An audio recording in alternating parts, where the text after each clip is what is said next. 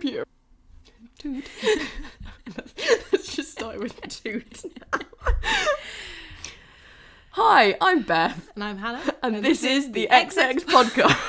No, we can't. Let's just do that again. No, we have to keep all of this, No. Hannah. No, I won't. It's on my computer, I'm editing it.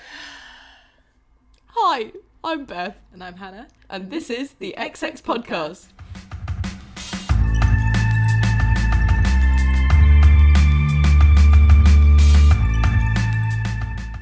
Me and Hannah really shouldn't be allowed to talk before we press record because we just start giggling about things. Or just like not be allowed to talk after 9 o'clock. Is it after 9 It's o'clock? 9 now. Oh no.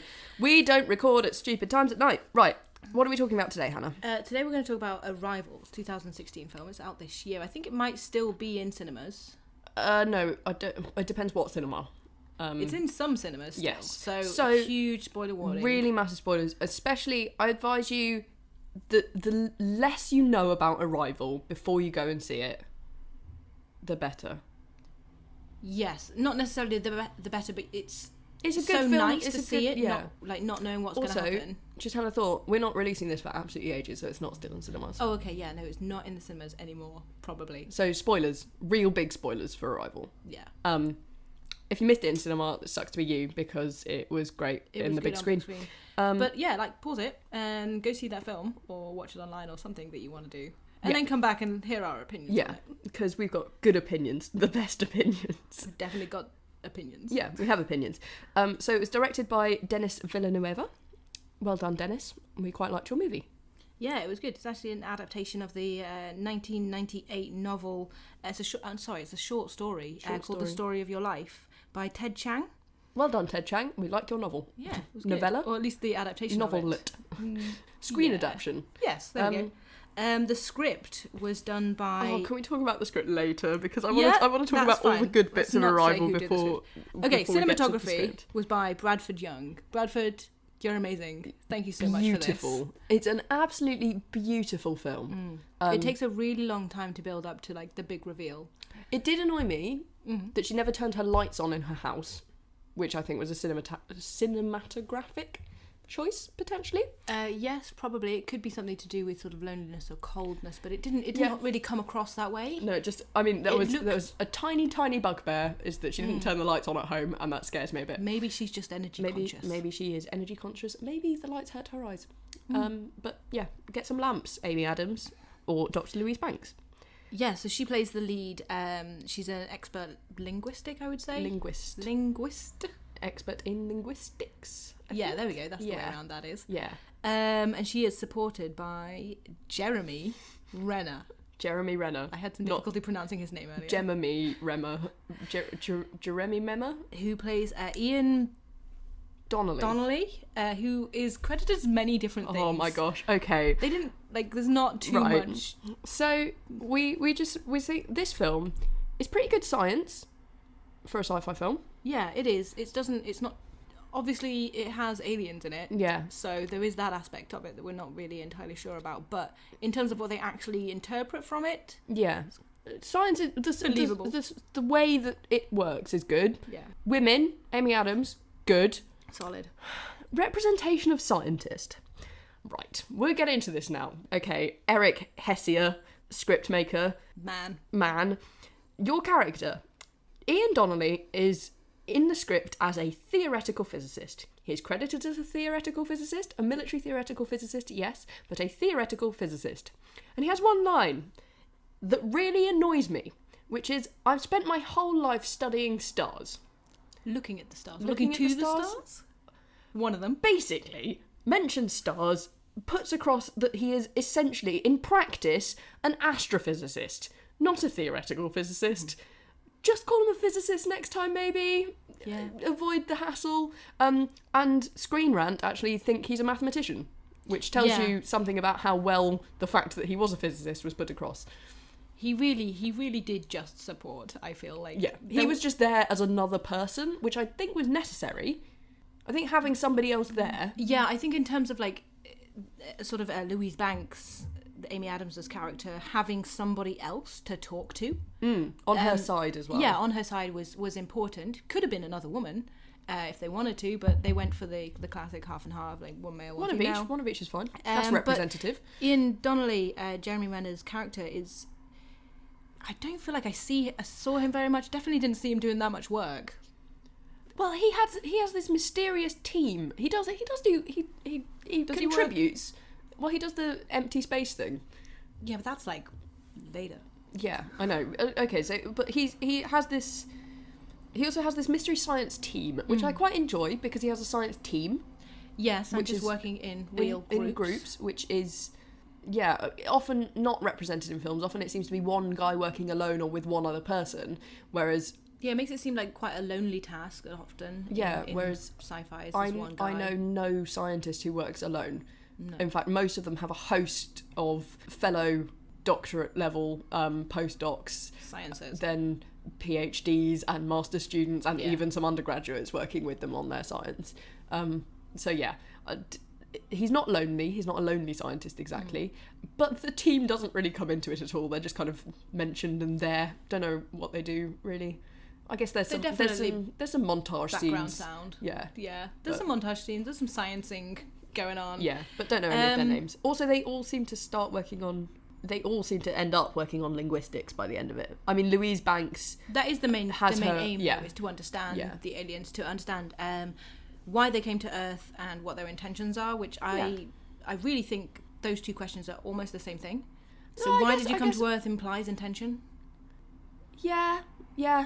I see what you mean. But slightly different variations on that. And Louise, the linguist, she knows herself very well, I think. Character herself. Should we talk about the plot? We kind of got sidetracked by astrophysicists. How much of the plot do we want to talk about? Let's begin with the spoilers. Okay, right. Full on spoilers here. Very spoiler. Much spoiler. You've been warned. If you complain about spoilers to me, I'm really not sorry anymore after this point. Yes. Right. If you've just skipped to this point in the podcast, I'm even more sorry. I am actually sorry in that situation because you're just unlucky to have missed the spoiler warning, which was extensive and has just preceded this.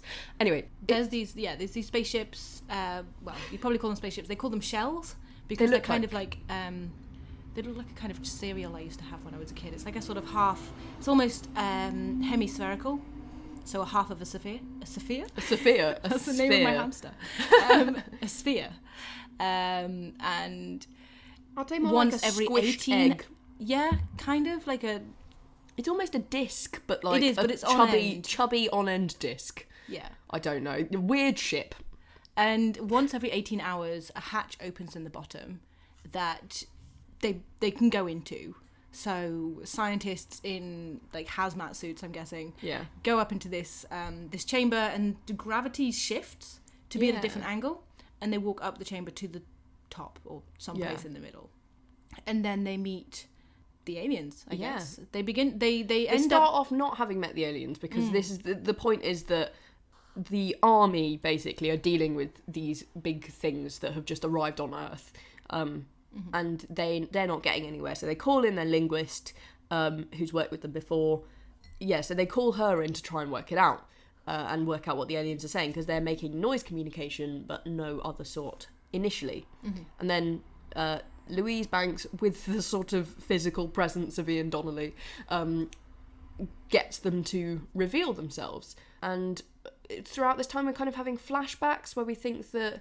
it's almost like an old past life, like she's not like a past life in terms of like a spiritual thing, but like something that some memories keep surfacing every time she's spaced out of her daughter. Yeah, her and her daughter, and like her life with her daughter. Yeah, and she's quite a subdued character. She's quite soft and she's quite quiet, and we'll go into that a little bit more later. Yeah. But basically, the film is kind of about her working out this language and trying to communicate with the aliens at the same time as dealing with the military side of things, and with the military having to deal with the world, because there's one of these in there's 12 across the world, so there's a lot of international politics that go on. Yeah, so it's dealing with that at the same time as dealing with what the aliens mean, and there's quite a time frame on it as well, because of this hatch only being open for a certain amount of time every every few hours. Yeah.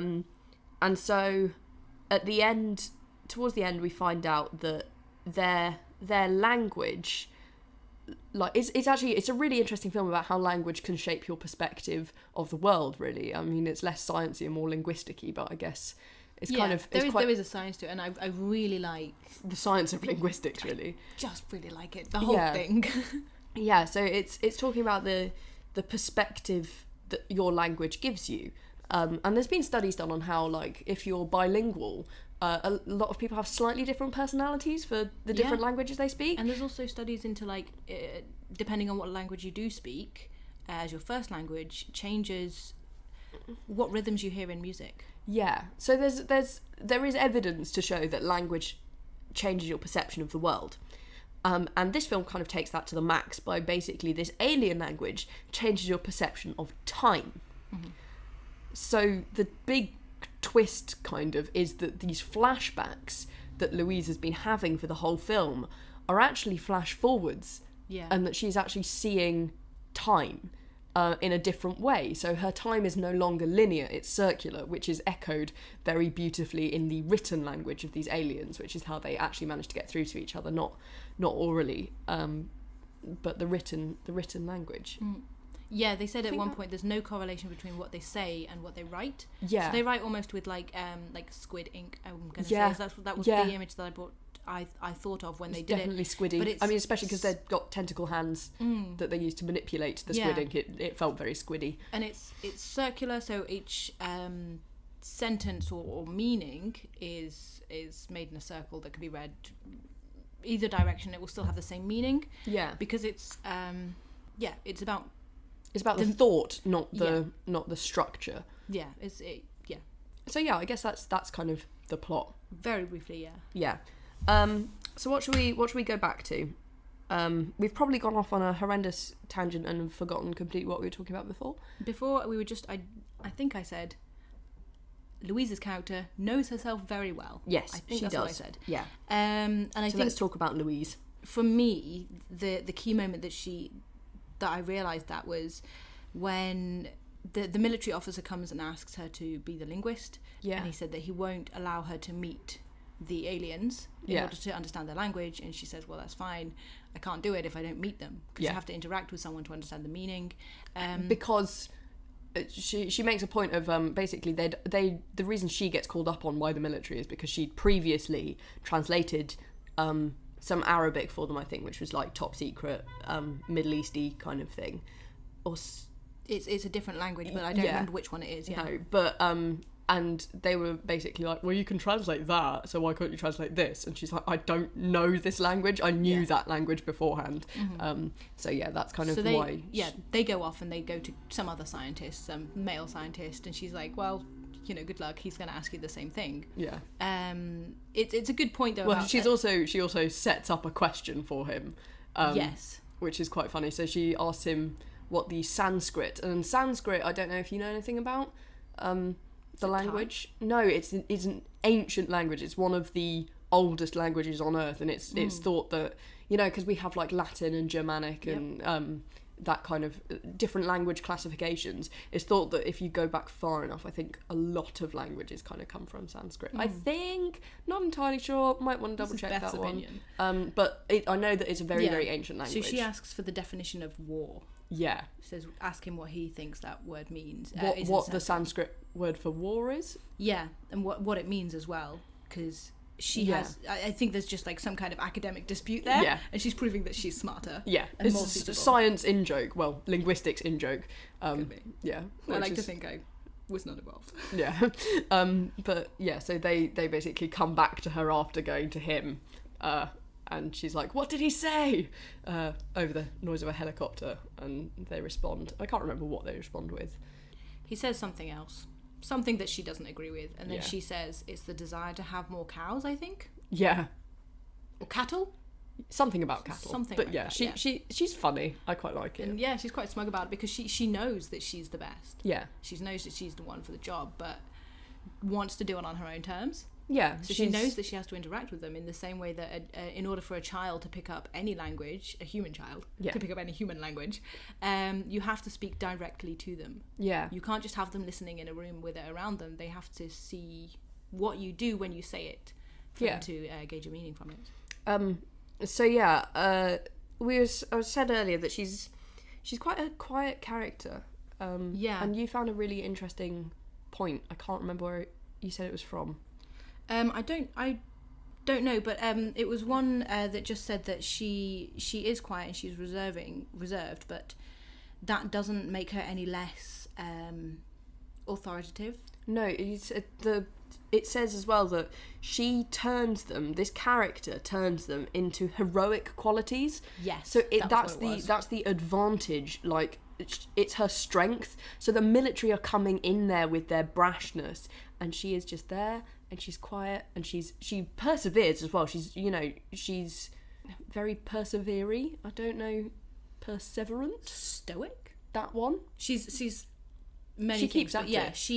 She's quietly certain of what she needs, and she even at one point lies to the colonel. Yeah. She tells him the kangaroo story where settlers came to Australia for the first time and pointed at a kangaroo and said, "What is it?" And the response was kangaroo, and the sort of myth around it is that the kangaroo means I don't understand. Yeah, which is totally made up. Yeah, totally made up. But it proved the point. Yeah, but yeah, I think that she is strong, even though, because while you're going along with the film, you think that she's lost her daughter previously, which I guess in a weird way of her new non-linear time sense, because it is yet to happen, it has happened, which means she has lost her daughter in the future.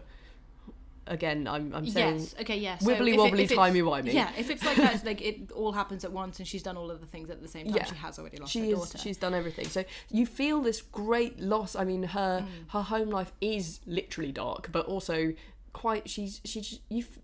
You feel for her. She feels upset for a lot of the film, I think. I think a lot of that might be projection, though, because I think watching it back, it potentially would look very different in my eyes, because even though the scenes are set up to be quite stark, I think at the beginning she's a little bit more upset about it.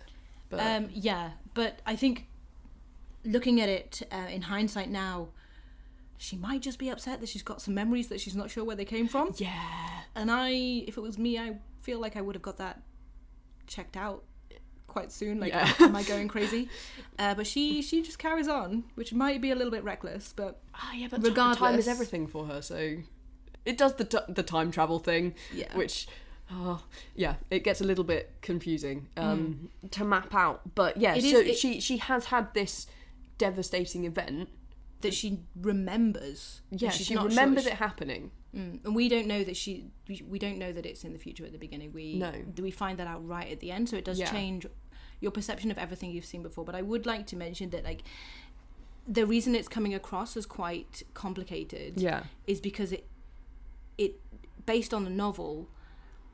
It's based on a novel that you can see an internal perspective. So if it's in written word, you get this privileged view of characters and what they're thinking and what their emotions are, and in film you don't get that. You don't have that same kind of privileged view. No, unless you've got some careful narration. And there is a tiny bit of narration at the beginning and end. Yeah. But not from her, I think. From her. It's basically it's the story is framed as she's telling it to her daughter, but you get the impression that she's writing it to her daughter through the way she speaks. And these are quite difficult, like complicated literary devices that have been used in the novel. I mean, I find that any time travel can, like, any time travel that is that level of complicated, because it's not time travel, especially it's time perception, but it means that at the beginning of the film, because of the end of the film, at the beginning of the film, she already knows. Yeah, exactly. So it's really quite difficult to get across, but they do a very good job of it. They do, and really there is kind of a because I think very long and slow moment, but it's there. And looking back at the cold sort of lonely scenes of her house, it's not actually that lonely and cold. It's just like somebody that lives on their own. Yeah. And I genuinely do feel that a lot of it is projection of sort of how you feel when you see these flashbacks of her daughter, and you're thinking, like, where is her daughter? But I think it's it's intended. intended. Yeah, it's intended projection. The reason it would have been done, would have done it like that. Directed very well in that sense is that they've set it up so that you get these.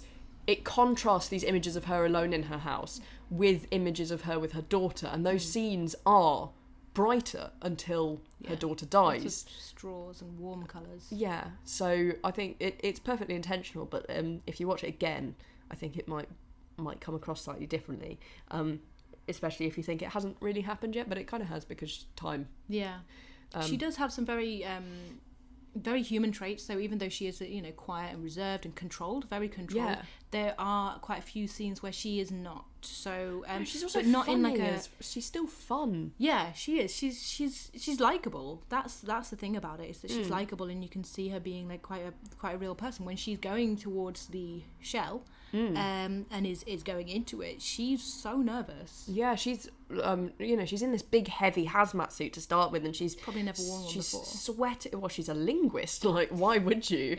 And she's sweating, and she looks like, you feel like she's about to faint, because you've got some of the camera shots are from inside point of view, which is quite nice. Yeah, it's a good perspective of like the claustrophobia of it, because you can't feel actually see properly. Yeah. So she has those human moments. I also like that she's not perfect. So in one of the flashbacks, we find out that she is split with her husband because of this time loop. She knows that her daughter is going to die before it happens. She doesn't tell her husband until after they've had their daughter, and then at that point the husband leaves.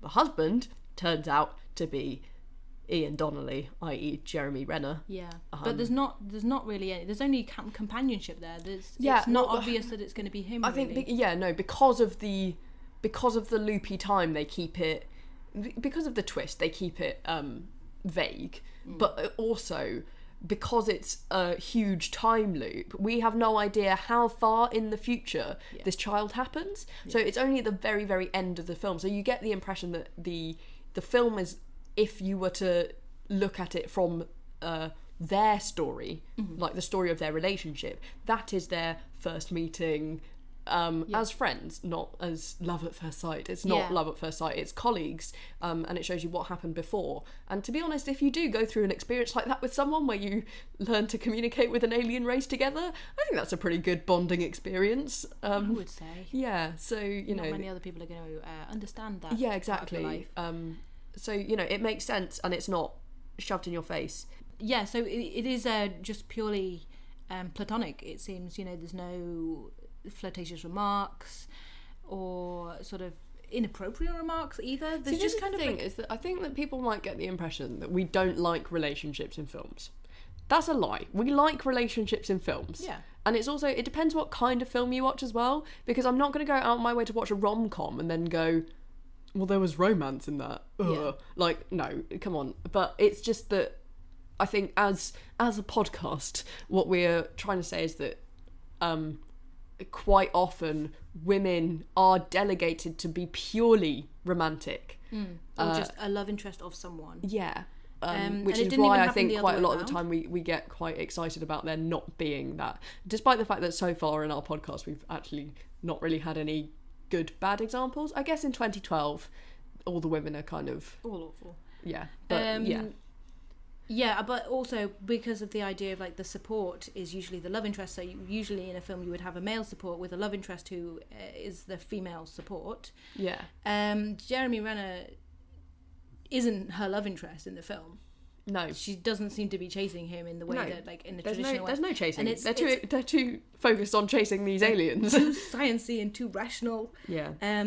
But yeah, it's a respectful relationship, and I think that's the bit that's most important to me. Is that even if there was some kind of flirting that I didn't notice, it didn't seem to be. There was no disrespect. It was like a romantic moment in the pickup truck under the stars. Right at the end, though, wasn't it? Yeah. Well, no, it wasn't. It's kind of. All right. Kind of three quarters, yeah, wibbly wobbly, all of this stuff, because all of it actually happened at exactly the same time. What? But yeah, can we talk about the aliens? Yeah, go for it. Because I've written nice, scary aliens. Oh. Because they are scary. Yeah. Which I really like, because they're a lot of the time when you get films with friendly aliens, they are humanoid, they're cute, even if they're a bit brash. Like Paul, have you seen the film? I haven't seen that, no. It's Edgar Wright, Nick Frost and Simon Pegg. So Paul is a rude alien. He brings to mind images of Roger from American Dad. Oh, okay, yeah. But, so kind of humanoid enough that it's kind of recognisable but still alien. Even though they're a little bit obnoxious, they're still friendly, basically. They're not, like, Paul and Roger, I think, are synonymous in this, is that they're not trying to take over the world, but they're not particularly nice either. But these aliens are nice. Like, they are nice. They're not rude or anything. I mean, part of the problem is the language barrier, but they seem kind. But they look terrifying. I think that's a conscious decision because to raise tension at the beginning of the film, when you're first meeting them, you're like, I don't know if these are going to be good or bad. And they're not humanoid at all. They're like these weird... they call them, what, septopods? Heptapods. 7 limbs. Yeah, 7-limbed. Which also goes against the kind of Earth standard of even pairs. Yeah. So they're these strange big creatures, and they've got no recognisable facial features. I mean, the only really human-ish thing about them is the fact they've got limbs at all. But those limbs as well are very, very sharp. They're very angular. Which is quite scary because we don't like pointy things, and they look kind of potentially stabby. Their feet, they've got, and their feet kind of. I mean, I'm doing hand gestures that you can't see, but their feet kind of open up, and then they squirt ink from these sort of splayed positions. Yeah, it's almost like, I don't know, like a cuttlefish walking on its tentacles, and then on the end of the tentacles are more tentacles. Yeah, that you can't always see. Yeah, you can't always see them. And actually, it turns out later on you do see the whole heptapod. So most of the film, you only see the 7 legs. Yeah. Which is also... almost like waist down. Yeah, it's essentially a waist down view of a heptapod. But does a heptapod have a waist? Who knows? Yeah.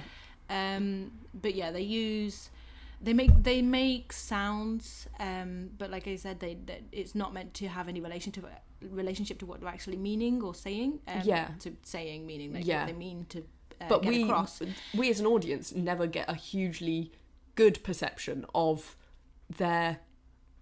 We don't really know what they're saying, and we don't really understand it at all because... No. It's just eventually the linguists work out a way of communicating, so a way of sending their words back to them. Yeah. Their circular words. Yeah, not their sounds. Verbal? Yeah. Can you be verbal if you don't have a mouth? Noises. Big questions, right? Yeah. So they don't send their noises back to them. They send their pictures back. Yeah. It turns out that that's just the best way to do it. Yeah. There's a nice montage of them sort of learning the language. Yeah. And Jeremy Brenner walking across and Ian walks and things like that. So and then eventually it comes to a point where Louise is able to communicate quite effectively. Yeah. I mean the final point and the reason that she ends up being able to mess with time is basically the heptapods say that once you have a true understanding of the language, once you're fluent, that's when you can start to that's when your perceptions kind of change. Yeah, that isn't the crucial sort of it's not all in one go. There's a tension-making moment where she asks brashly, because they're saying we need to know what they want, because China and Russia are mobilising, ask them what they want, and it turns out that the heptapods say, well, they're here to offer a weapon. Yeah. And that's why other countries have mobilised much quicker, because they think that it's kind of like a competition or something to get a weapon that they can use on each other. The different ways they've tried to communicate. China has tried to communicate using mahjong, which is a game, and in a game is a miniature battle. Yeah. Someone loses. Most games. There are some games where no one loses or everyone loses. Participation badge. Yeah. Yay. But yeah, so there's a...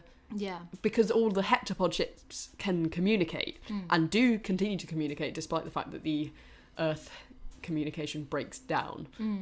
So that's another thing, is that I guess that's a perspective they've got, is that if the heptapods are all working as one, they may assume, like, we have no idea what their perception is, so they may assume that all the humans are working together, which is part of the worry, is that if China fires on the ship, then the ship may retaliate in America, because there's no united leader of one of Earth. 12. Yeah, so when that happens, like, all communication sort of shut down and everyone's trying to work out, like, what they have to do to get this weapon.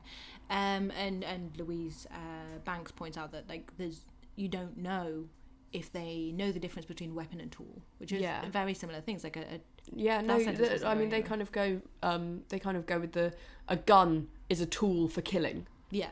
A hammer is a tool for hammering, bashing. I don't know, but yeah, it's a tool for a purpose. And if you perceive, if you learn the term weapon first, and you transferred it across. Yeah, a weapon is a tool, but a tool is not a weapon. Yeah, that's necessarily. So the tool is she manages to, but the tool they have to give is the language.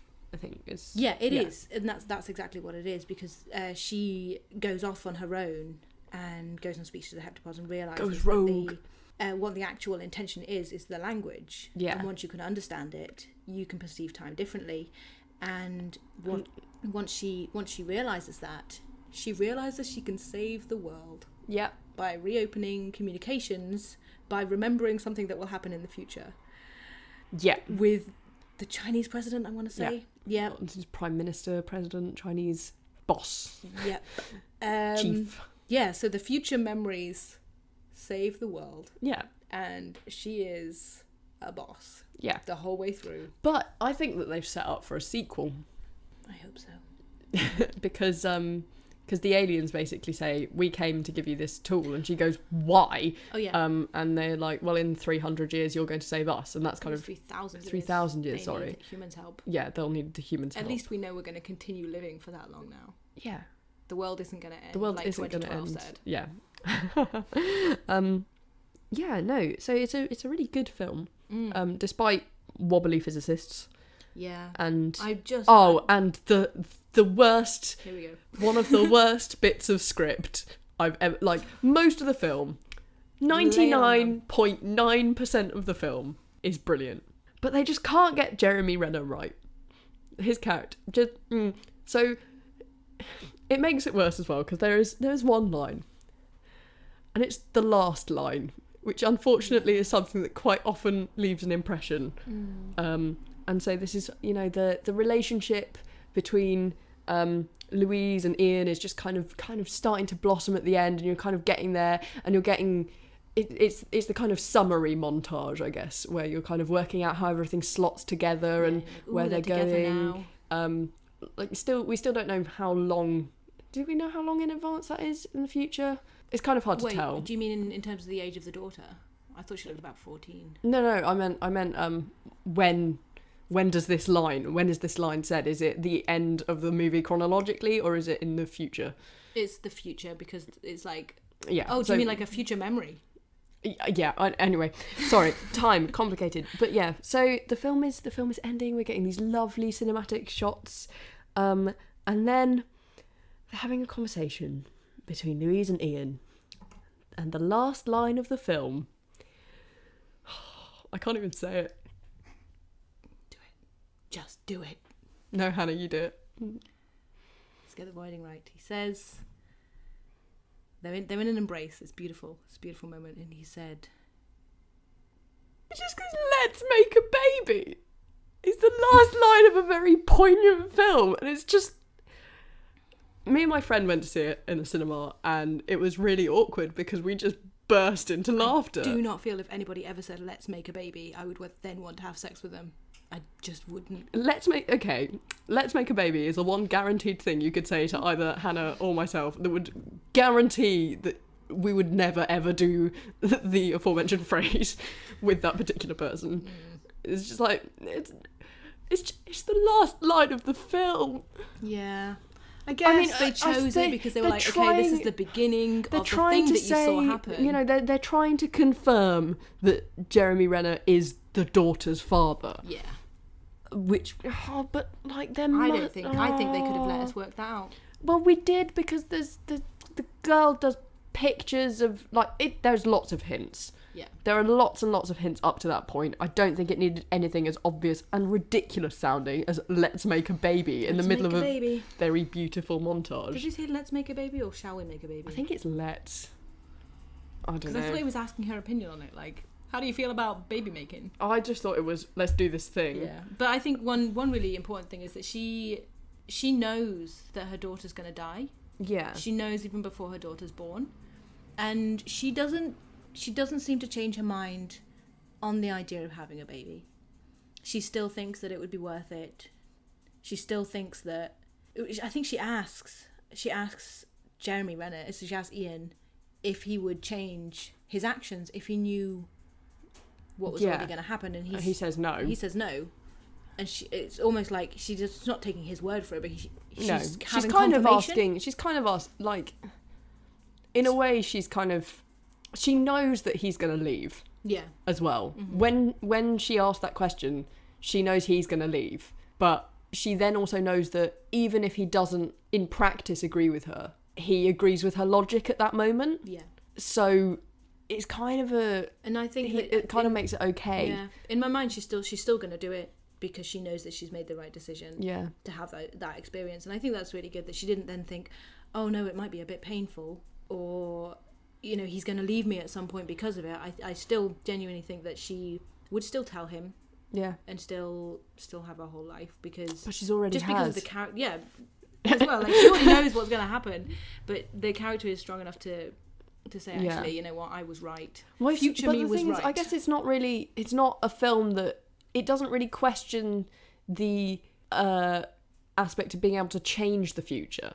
It's not a film like that. It's just, it's not an, if I do this as I remember it, that will happen, and then if she doesn't do it, her visions change. It's not that kind of film. That's not what they look into.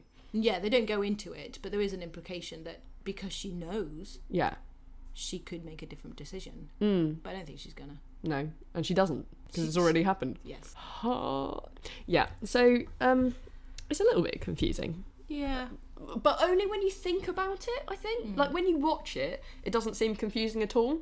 But then if you actually try and have an in-depth discussion about it, as we are now... And record it at the same time. Yeah, and record it. You just kind of go, what? Yeah. I think the one... But let's make a baby. Why? Yeah, why would they?